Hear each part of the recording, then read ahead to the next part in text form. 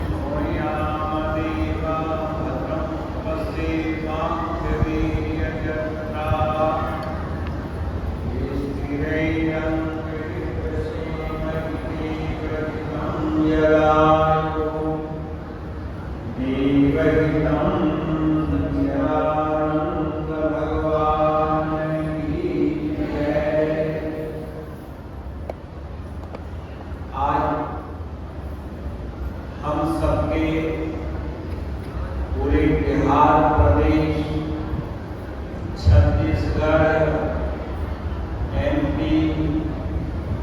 और आपके झारखंड, उत्तर प्रदेश, उत्तराखंड के, पंजाब के क्षेत्र में श्री सतगुरु की यश पताका फहराने में जिनका अहम योगदान रहा, वो हमारे इसी धरती के, इसी ग्राम रायपुर छोर निवासी के एक शर्मा आपने सुन ही लिया कि श्री नरसिंह सिंह जी नारायण के अंश से दो पुत्र उत्पन्न हुए। प्रथम पुत्र बाबा भास्करानंद जी महाराज जो दिनेश नारायण सिंह जी नाम से जाने जाते थे, और दूसरे पुत्र श्री हीरा सिंह जी नाम से जाने गए। परम पूज्य बाबा जी का श्री गुरु महाराज जी से मिलन 1942 में हुआ। तब बाबा जी पूर्ण नवयुवक थे, यौवन अवस्था थी, धन्य धाम से परिपूर्ण थे, लोक स्नान की प्रबल सीमा ऊंचाई, पुत्रेष्णा के रूप में उन्हें एक प्राप्त हुआ जिनका नाम श्री महेंद्र सिंह जी हुआ। जब वो गुरु महाराज जी से मिले तो उनके अंदर मानो सुसुप्त भक्ति जागृत हो, सुसुप्त सदोगुण जो वृत्ति थी वो प्रकट हो गई, और वो अपने कुल में रहते हुए भी अपनी लोक परंपरा का निर्वहन करते हुए भी राजनीति क्षेत्र में भी आपका बहुत पकड़ था।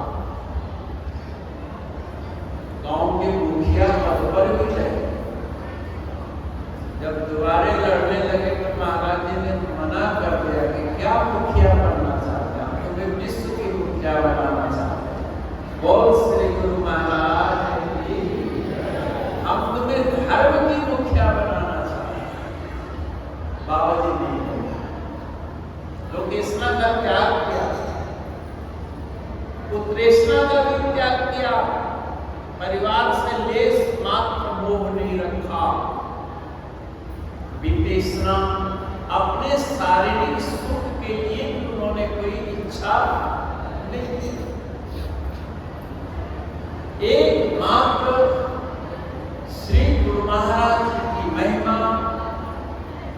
घर में कैसे पहुंचाई जाए, इसके लिए प्रयत्नरत है। उसी क्रम में श्री गुरु महाराज जी को बसंत पंचमी के दिन आने के लिए बाध्य किया। श्री बसंत पंचमी को इसलिए उस दिन यहाँ इस ग्राम में विद्यालय के अंदर उत्सव मनाया जाता था। भगवती सरस्वती के आराधना के उपलक्ष्य में सैकड़ों लोग एकत्रित होते थे। दोपहर तक, मध्याह्न काल तक वो पूजा चलती थी। बाबा जी बता रहे थे कि मेरे मन में आया कि जब गुरु महाराज जी आए तो शोभा यात्रा के साथ आप करे और को उतारे, मैं तो तरो ही तरूं, मेरे इलाके के निवासी के लोग भी तरे। यह भावना की उस शोभा यात्रा के पीछे बाबा जी ने प्रचार प्रसार के केंद्र को पहले अपने कुल को रखा, अपने खानदान को रखा, अपने नातेदार रिश्तेदारों को रखा और उनके घरों में अलग जगाई और गुरु महाराज जी के वार्षिक कार्यक्रम कराते रहे। उसी क्रम में अनेक लोग जुड़े, क्योंकि पूज्य बाबा जी महाराज का जीवन चरित्र तो उनके सहयोगियों की भी चर्चा होनी ही चाहिए। अगर आप रामचरितमानस का गायन करें, उसमें भीलनी केवल सुग्रीव आदि का नाम न ले, विभीषण का नाम न ले, तो रामचरित्र कुछ अधूरा रहता है। ऐसे पूज्य बाबा जी ने श्री सद्गुरु महाराज जी के इतना महान कार्य जो संपन्न किया, उसके लिए बाबा जी ने अपने परिवार के साथ साथ अनेक लोगों को साथ दिया। सबसे पहले उन्होंने अपने खानदान में भक्ति का संस्कार डाला। गुरु महाराज जी के दर्शनों के लिए पंजाब, कश्मीर, जम्मू, अन्य प्रदेशों से जो दर्शनों के लिए आते थे, उस समय इस परंपरा आश्रम में इतनी व्यवस्था नहीं होती थी जिस व्यवस्था से महाराज जी प्रसन्न हो। चल रही थी व्यवस्था का क्रम। गुरु महाराज जी अपने छोटे भाई श्री हीरा सिंह जी की पत्नी, जो हीरा हम लोग माई करते हैं, नाम हम लोग जल्दी छुटकी माई, बाबा जी दुल्हन कर रहे, बेटी की तरह मानते। और उनको आदेश हुआ कि जितने बाहर से भक्त आए उनके पहले भोजन की व्यवस्था करो अपने घर में। महाराज जी क्या रहते थे, सुबह नाश्ता के लिए वहां जाते। जो आश्रम वासी थे, जो गुरु महाराज जी के नाम पर सर्वस्व न्यौछावर कर आश्रम वासी बन गए, जब वो किसी विशेष कार्य के लिए सासाराम जाते थे तो कहते थे सुबह के यहाँ खाना बनता नहीं, तुम वहां चले जाओ, घर में खा के जाओ।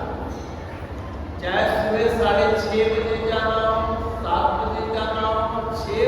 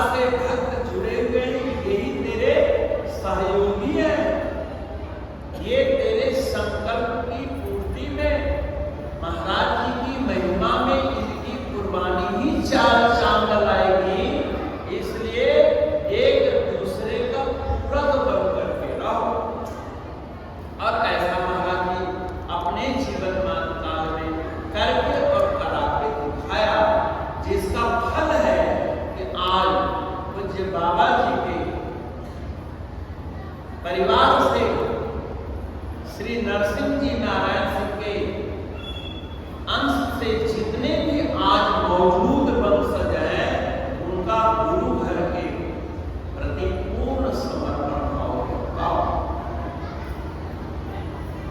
क्यों कि भगवान श्री कृष्ण ने अपने ही तो वंशजों को, परिजनों को तारा। अर्जुन कौन था? जीजा जी था, बहन सुभद्रा के पति जीजा हुए। लेकिन वही जीजा यानी वही साले श्री कृष्ण अर्जुन के गुरु बने। क्या बने? गुरु।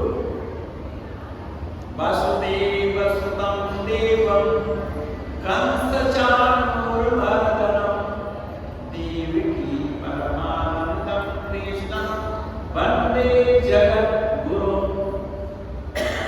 जगद्गुरु, जगत और जगत गुरुत्व प्रदान कराने वाला अर्जुन हुआ। शिष्यस्तु हम साधिमां तां प्रपन्नम, मैं आपका शिष्य हूं और शरणागत। यज्ञ निश्चिते ब्रूहि, मेरे लिए जो निश्चित कल्याणकारक साधन को मुझे संबोधित कीजिए। ऐसे ही पूज्य बाबा जी महाराज कि जितने नातेदार रिश्तेदार हैं, बाबा जी को 1985 के बाद गुरु रूप में स्वीकार किया। कोई बड़े बाबा नहीं, कोई ताऊ नहीं, कोई दादा नहीं, कोई रिश्तेदार नहीं। ये क्या है? गुरु है। सदगुरु पद पर अभिषिक्त हो गए। जैसे श्री कृष्ण गीता प्रवचन के माध्यम से, यानी कृष्ण ने क्या बहुत बड़ी बात की? कोई बहुत बड़ी बात तो करी। ठीक है, जीजा जी घबरा गए हैं, उनको सांत्वना देंगे। यही तो किया। धर्म संस्थापनार्थाय संभवाय वेगे, युग युग में भगवान अवतरित। तो धर्म स्थापना, कई मंदिर बनवाया भगवान ने कुरुक्षेत्र में। क्या कोई धर्मशाला बनवाया? क्या है? कहीं प्रमाण? शुद्ध भूमि में किसी मंदिर के शिलान्यास नहीं किया। तो क्या किया हुआ? परित्राणाय साधुनां विनाशाय च दुष्कृतां। जो सत्कर्म है, सद्विचार करने वाले लोग हैं, सज्जन हैं, समाज सेवी हैं, जनता जनार्दन के प्रति समर्पित जो भावना है, उसके त्राण, उसकी मुक्ति के लिए वो आहत न हो। विनाशाय च दुष्कृतां, भगवान ने वह दुष्टों का नाश नहीं किया, अपितु अर्जुन के दुष्ट बुद्धि का नाश। क्योंकि अर्जुन जो है अधर्मी हो गया।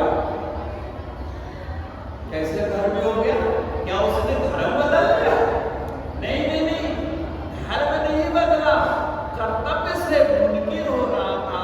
मैं युद्ध नहीं करूंगा, ये अधर्म। अर्थात प्रत्येक मनुष्य, प्रत्येक नर नारी, छोटा बड़ा बूढ़ा, जो उसका स्वाभाविक कर्तव्य है, और उस कर्तव्य पथ का जब परित्याग करता है, तो समझ जाओ उसके हृदय में अधर्म आ गया। यानी हम सब अपने कर्तव्य, बेटा बेटी का कर्तव्य, पति पत्नी का कर्तव्य, दोस्त दोस्त का कर्तव्य, संत भक्त का कर्तव्य, भक्त संत का कर्तव्य, इसके प्रति अगर उपेक्षा की भावना आ गई तो अधर्म आ गया, पाप। तो संत सद्गुरु उद्बोधन करके आपके पौरुष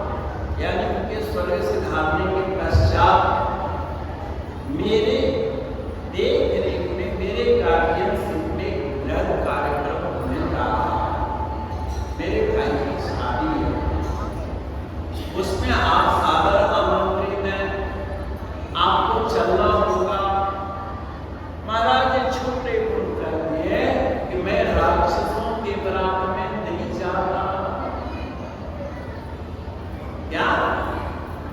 जहां मांस खाया जाए, जहां शराब पी जाए, रंडी का जहां नाच हो, वहां पर मैं नहीं जाता।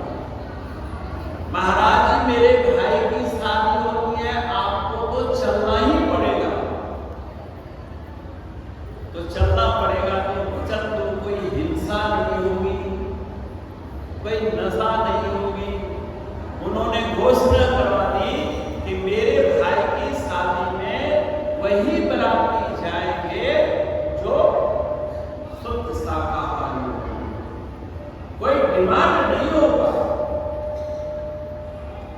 बोले कैसे साधुओं का चक्कर में पड़ गया भाई। आजकल लोगों के दिल में ऐसी भावना जमी हुई है कि साधु बाबा के पास जाएंगे तो मेरी हिंसा बंद हो जाएगी, बकरी को काटेंगे। कैसे काटेंगे?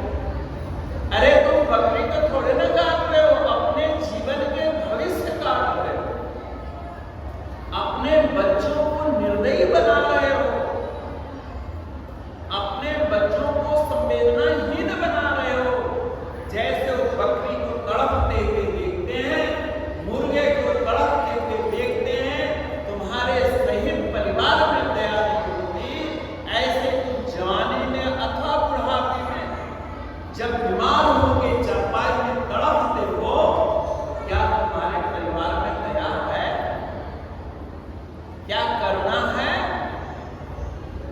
क्या कहे पूरे कर्म का फल भोग रहे हैं बुढ़ो। वाह, अब तू क्या कर रहा है? बाबूजी के धन उड़ा रहा है। ये निर्दयता है, ये दयाहीनता है। महाराज जी की कथनानुसार बाबा जी मान गए और सब बराती भी मान गए। अरे मांस और शराब के लिए कई रिश्ते त्यागे जाते हैं। सब लोग गए और आए। मुन्नू सिंह चुन्नू सिंह के माता एक दिन कहने लगी कि जब मेरी पहली पालकी आई यहाँ पर, तो क्षत्रिय कुल में परंपरा उस समय थी, अब तो इस खानदान में नहीं है। दुल्हन जब पालकी से उतरती थी, उसी समय बकरा काटा जाता और उसका खून जो है थाली में छाना जाता था और दूध के या आम के पल्लव से उस रक्त को आगे आगे गंगा जल की तरह छिड़का जाता था और उस पर दुल्हन नंगे पांव चल के कोहबर में जाती थी या जो भी दिखता घर में। जब पालकी आई, हरदम पहुंचा कि तो खुद देवी का आहार है भाई। हम लोग तो नहीं खाए, हम लोग इंसान हैं, हम लोग मानव हैं। हमने अपने मन का दमन किया, पर जो कुल देवी खाती है उसका आहार रोकना ठीक नहीं, कोई अनिष्ट हो जाएगा। बाबा जी महाराज जी के पास महाराज जी लोगों को तो हमने मना कर दिया। पंडित जी कहते हैं कि कुल देवी वो भूखे रहेगी, क्या खाएगी? बकरी खाएगी। बोले वो देवी कौन है? वो जगत जननी माता कैसी है जो बकरी खाए? बोले महाराज जी आप जैसा करें। महाराज जी का काम तरबूज ले आओ। खरबूजा होता है लाल लाल, महाराज जी खरबूजा बोले एक छेद से इसको काटो। चाकू से जिससे वो कलिया काटते थे ना, उसी से वो तरबूज को काटा और उसका लाल लाल पानी निकला। बोले इसको छिड़को, जूस के ऊपर चलो ताकि बच्चे जूस पिए, फल खाएं, फ्रूट खाएं, कुछ अंदर ताजगी आवे, कुछ परोपकार की भावना जगे। जैसे वृक्षों की डाली से माता अपनी कहानी सुना रही है कि ये महाराज जी के वचन से ऐसा बाबा का क्या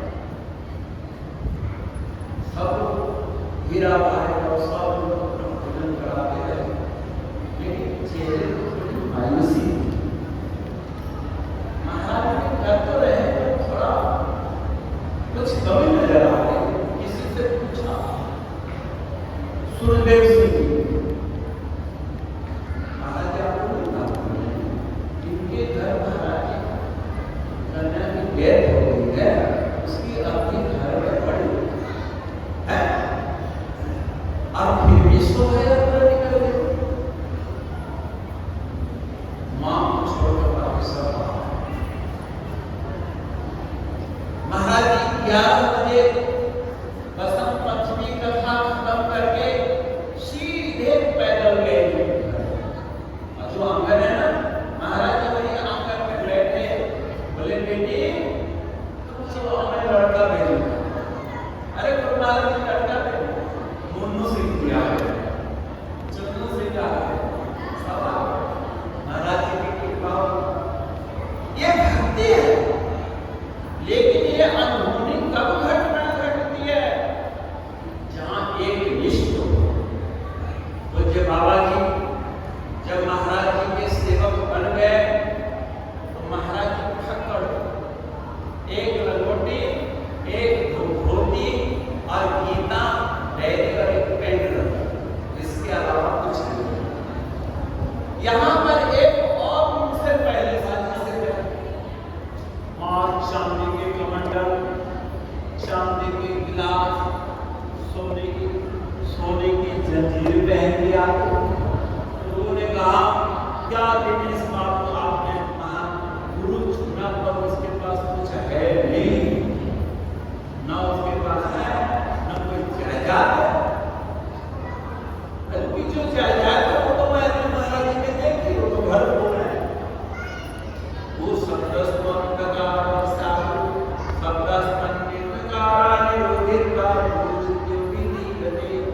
जो अज्ञान अंधकार में ज्ञान का प्रकाश पैदा कर दे, मलिन अंतःकरण को प्रफुल्लित कर दे, कर्तव्य से भटका हुआ इंसान को सन्मार्ग दिखा दे, ऐसे तो मेरे सदगुरु भरपूर हैं। अरे मैं हम सोना स्थिति लेकर रहे थे भाई, बाबा जी कहे सुनिए जवाब, आप गृहस्थों को भी सोचना चाहिए जितनी सामर्थ्य।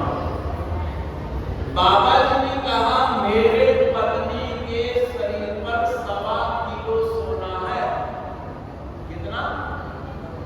1.25 किलो कितना तोला हो? सोच, आज की युग में कितने का हो? बोले मैं उस सोने के सुनार के द्वारा एक पत्थर पिटवा देता हूं और उस पत्थर से जाकिर बनवा दूंगा गुरु महाराज जी के, नीचे से ऊपर तक उसमें अंगूठी भी हो जाएगी, उसमें कड़ा भी हो जाएगा, उसमें कंगन भी हो जाएगा, उसी में जंजीरी हो जाएगी। होगी कि नहीं होगी? तब मेरे गुरु महाराज जी बड़े हो जाएंगे। और उन्होंने अपने बेटे की शादी में इतना बड़ा सोने का गिलास दिया, उस गिलास को मैंने देखा है, बड़े फुटपत्ती नकाशेदार थे, उनके घरवाड़ में दिखाया था, ये देखो दिनेश मुझे सोने का गिलास स्वयं दिया। तब आपके गांव में जाकर क्या मांगा? मुझे भाई मुठिया दाना दो। क्या मांगा? एक मुट्ठी दाना।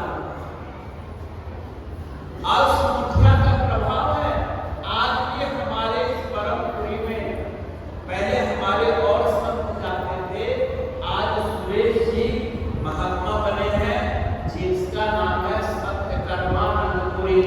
जो सुरेश भाई थे ना, उनका क्या नाम हो गया? सत्यकर्मा। आज 5-6 क्विंटल चावल पर महीना एक हफ्ता में इकट्ठा करके लाते, 4-5 किलो। आप गाँव वाले आदि हो गए, बाबा आ गए, सब लोग 2 किलो 5 किलो 10 किलो चावल आके रख देंगे और वो बेचारे किसी से कह के मंगवा लेंगे या आश्रम का ट्रैक्टर जाता है ले आता। आप सोना का दान किए, आप अपना जीवन दान किए, अपने परिवार के अंदर समर्पित संस्कार किए, आज भी लाखों रुपए का परिवार दान करता है, आपस में इकट्ठा करता है। हमें बड़ी खुशी होती है क्योंकि कृष्ण भगवान का जन्मोत्सव कहाँ प्रसिद्ध है मालूम है आपको? मथुरा, वृंदावन, नंदगांव। पहले उनके परिवार के लिए तो लोग तो मनाते थे, आज सारा विश्व वृंदावन की ओर दौड़ रहा है, क्योंकि उन घर वालों से कृष्ण ने अपने परिवार को, अपने ग्वाल वालों को, अपने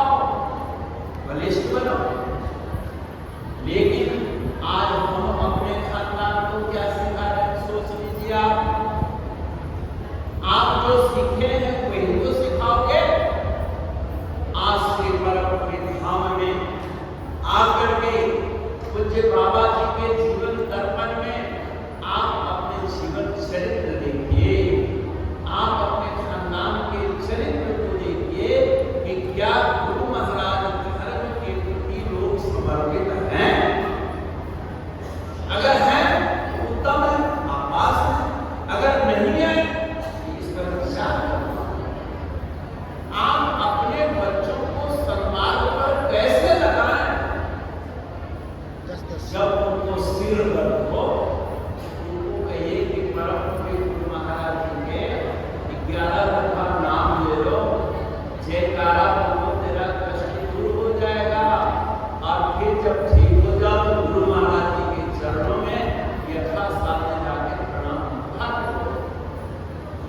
अभी एक भक्त का मुझे खबर लगी, डॉक्टर कहते हैं इसको कोई तकलीफ नहीं है, माई बाप कहने लगे इसको तो भूत लगा हुआ है।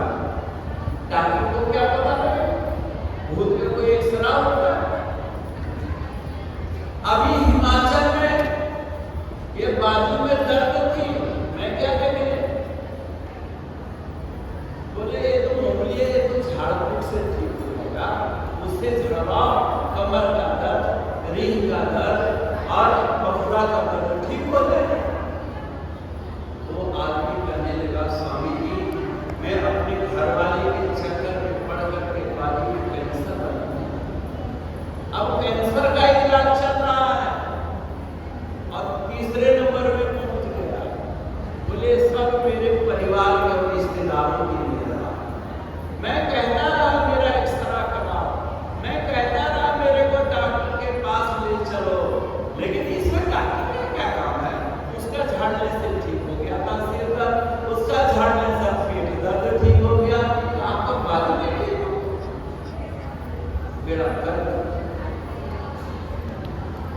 सदगुरु वैद्य, वैद्य में हकीम, वैद्य में डॉक्टर, वैद्य का मतलब चिकित्सक, जड़ी बूटी, औषधि का सेवन कराने वाला सदगुरु।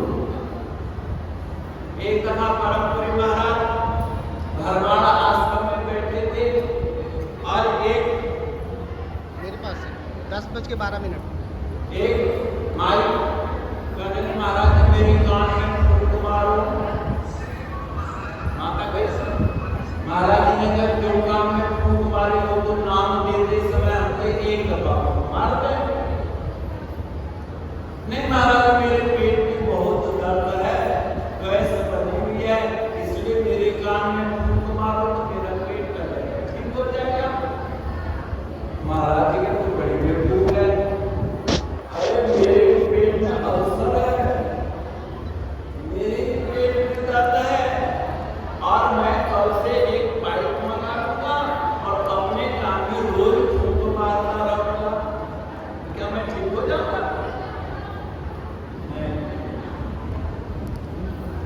बाबा भास्कर महाराज ने हम लोगों को इस बिहार भूमि में, इस रायपुर चोर में उन्होंने सामाजिक क्रांति लाई।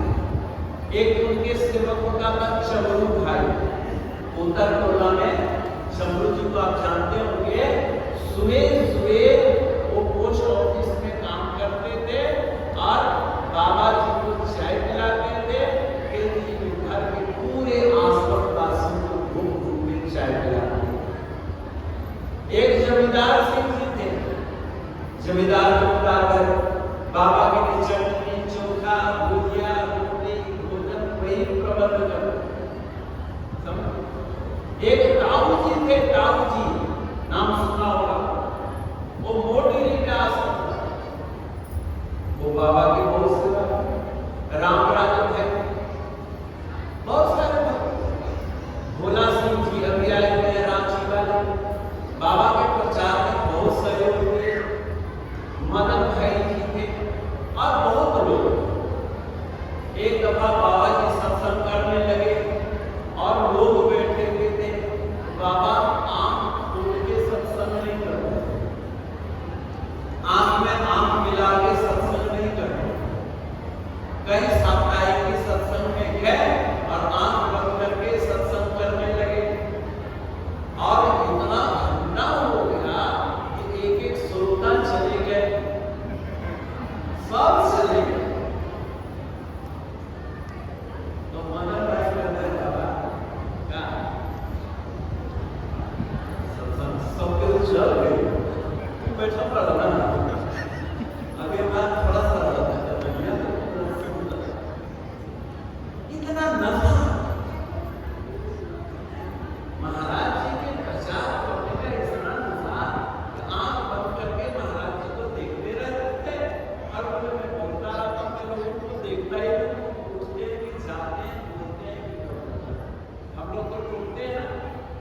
कि हमारी आंखें खुली हुई है।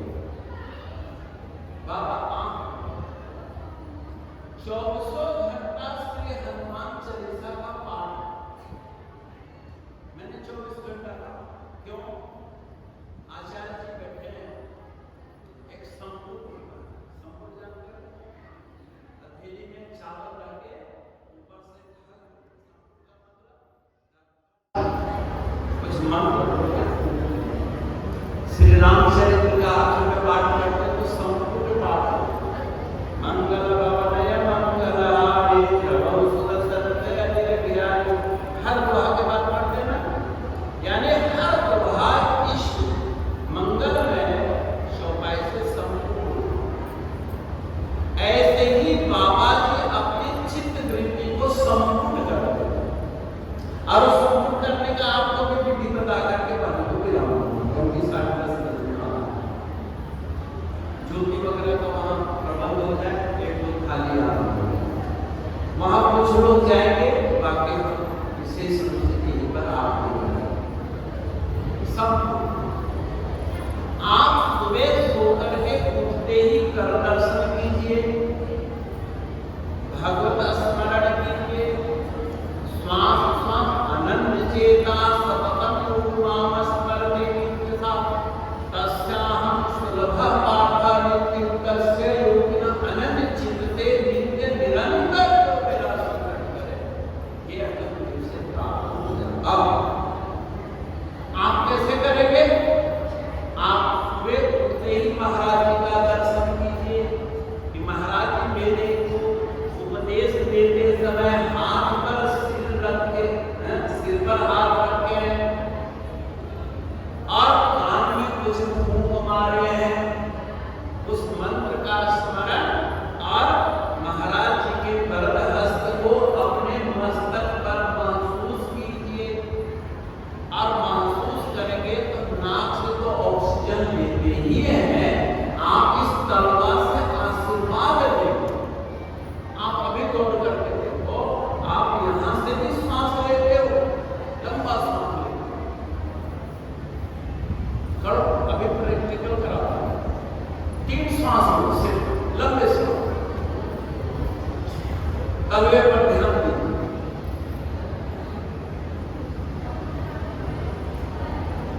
श्वास पूरा निकालो, होगा जितना मन शांत होगा उतना मन होगा। तो गुरु महाराज जी का आध्यात्मिक आशीर्वाद आज भी आपके अंदर करने से जाएगा। बड़ा सूक्ष्म विज्ञान है कभी जब सुबह गुरु महाराज जी के स्मरण से दिनचर्या प्रारंभ करेंगे और सायंकालीन जब हाथ मुंह कर धो करके सो, उस समय भी 5-10 मिनट बैठे, ये तो लेटे लेटे 5-10 श्वास का जप करो। सुबह मंत्र से प्रारंभ जीवन और शयन से पूर्व जब ये आपका 24 घंटा संपूर्ण होगा कि नहीं?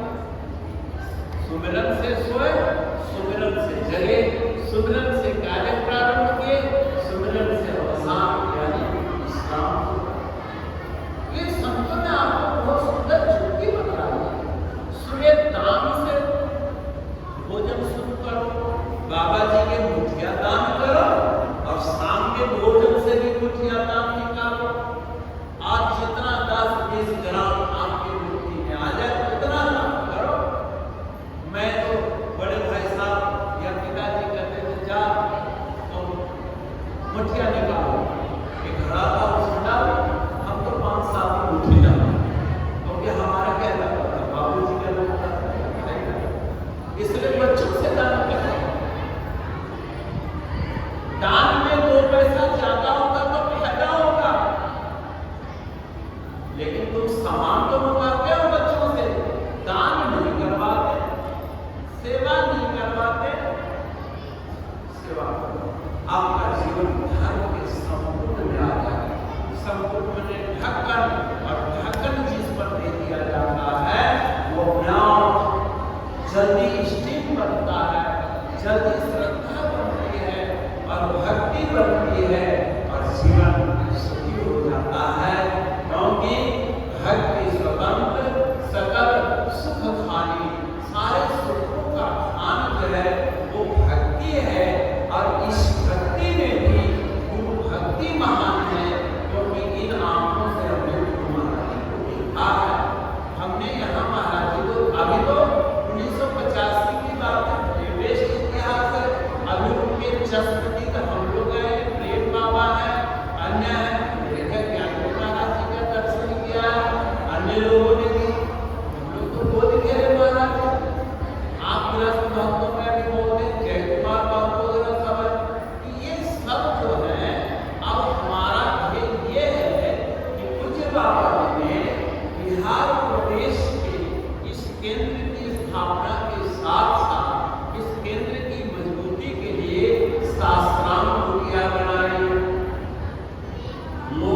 गृह आश्रम बनाए, उसौली में भी बनाए थे, अपने गढ़वा में भी बना, छत्तीसगढ़ में भी बना, न जाने गोंडा में बनवाया। इन सब जगहों का जीर्णोद्धार करना, इनके दैनिक आध्यात्मिक सुव्यवस्था करना आज केंद्र का कर्तव्य है। और केंद्र ये हम आप सब सहयोगी बनेंगे तभी तो केंद्र कुछ करेगा। इसलिए आप अपने गुरुमुख धर्म के प्रति जागरूक हो। आपका क्या कर्तव्य है? खाली जय कर देने से बात नहीं होती है। श्री महाराज जी बसंत पंचमी के दिन कहते थे, तुम सब कर दो मेरे गुरु महाराज की जय, मेरे गुरु महाराज की जय। और जय करने से निकला जय उनका, जय के लिए तो उद्यम की आवश्यकता है।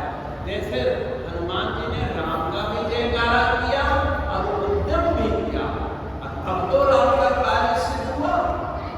इसी तरह से आप परंपरा में जितने भी दूर दराज से आए हमारे गुरु भाई बहन हैं, आप अपने सहज गुरु भक्ति की पहचान करें।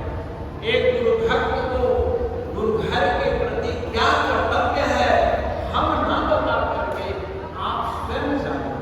आप माता हैं, बच्चे के प्रति क्या कर्तव्य आप जानते हो कि नहीं? आप जब पत्नी बनी तो आप पत्नी धर्म का निर्वहन करो। आप पति बने, पति का क्या कर्तव्य है जानते हो? तो जिस दिन से आप गुरुमुख बने हैं, क्या हम लोग गुरुमुख धर्म का पालन कर रहे हैं? अगर कर रहे हैं तो निश्चित आपका जीवन महान है। आपके भक्ति को आपके संकल्प के बैठे किताब नहीं बन सकता। आप अपनी आत्मा से पूछें, क्या आप अपने सदगुरुदेव के लिए कर्तव्य का पालन करेंगे? तो सदगुरु का दिल भर जाएगा, आशीर्वाद की छड़ियां लगा देगा। अगर हम लोग सदगुरु के अनुकूल नहीं चलेंगे तो महाराज जी सांप की छड़ी तो नहीं लगाते हैं, लेकिन दिल दुख जाता है, प्रकृति देख लेती है तो फिर बड़ी काम खराब हो जाती है। इसलिए एक प्रकार हरे एक और है गुरु उठे और हम लोग अक्सर जानते हैं। इसलिए इस युग में गुरु भक्ति काल से होने वाली शक्ति है और गुरु भक्ति को राम और कृष्ण ने भी किया। हम जिनके जन्मदिन मना रहे हैं वो तो सिद्ध असिद्ध सदगुरुदेव के अलावा कुछ जानते ही नहीं थे। हम भी गुरु महाराज जी के चरण शरण में पूज्य डॉक्टर बाबा जी को देखिए, गुरु भक्ति के जीवन अन्य बहुत सारे लोग हैं जिनका नाम जैसे मुक्ति बाबा है, सावधान जी थे, आगे केदार वाले बाबा थे, राजी बाबा थे, ब्रह्मदेव बाबा थे, ब्रह्मजोगा जी थे, महाराज जी के। अब हम जिस काबिल है हम पूर्वजों की नकल नहीं कर सकते हैं, लेकिन यथासाध्य जो अपने अपने कर्तव्य का जिस विधि से पालन करें। आप गुरु महाराज जी की मंदिर और आज परम बाबा जी के जन्मदिन की मुबारकबाद देता हुआ गुरु घर का आशीर्वाद भी देता हूँ कि आप फले फूले महान बने, स्वस्थ सानंद में रहे और सब परिवार जैसे पूज्य बाबा जी सब परिवार महाराज जी की सेवा करें। आज भी सब परिवार नाती पोता के साथ सेवा हो रही है। मैं उस परिवार को भी बहुत बहुत साधुवाद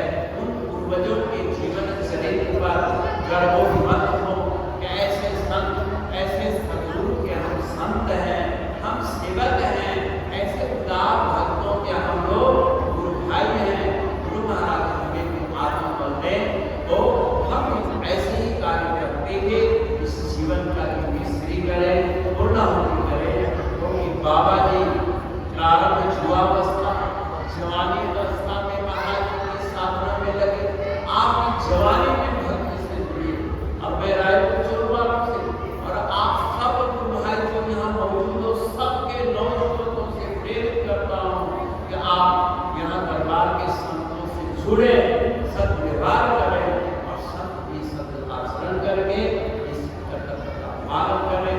नहीं तो जो प्रकृति की इच्छा होती है उसको बड़ा मुश्किल हो जाता है पालना। इसलिए हम लोग चाहे कि अपने अपने कर्तव्य में लगे। हरि ओम। पूर्णमदः पूर्णमिदं पूर्णात् पूर्णमुदच्यते पूर्णस्य पूर्णमादाय पूर्णमेवावशिष्यते। ओम शांति शांति शांति।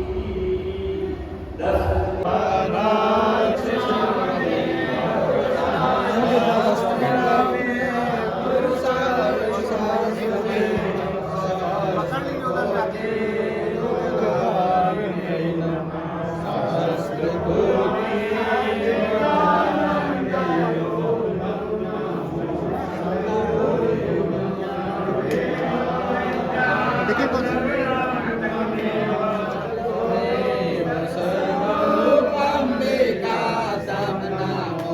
सद्गुरु भानुवत सुप्रकाशम नमो सद्गुरु बोधिवेद्या प्रदाता नमो सद्गुरु श्रेष्ठकर्ता विधाता नमो सद्गुरु वेद ब्रह्म स्वरूपम